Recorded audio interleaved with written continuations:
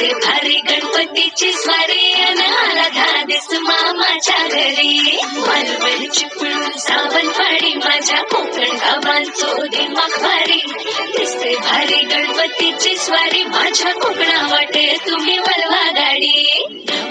मान हाका गाडी माझ्या कोकणचो रस्तो नागमोडी.